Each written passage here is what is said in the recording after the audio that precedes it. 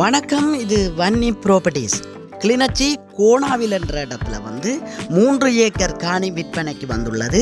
25 காய்க்கிற தென்னையோட இந்த 3 ஏக்கர் காணி விற்பனைக்காக வந்துள்ளது. இந்த 3 ஏக்கர் காணியினுடைய முழுமையான காணொளி எனது யூடியூப் தளத்திலே பதிவிட்டுள்ளேன். நீங்கள் முழுமையான காணொளியை பார்வையிட முடியும்.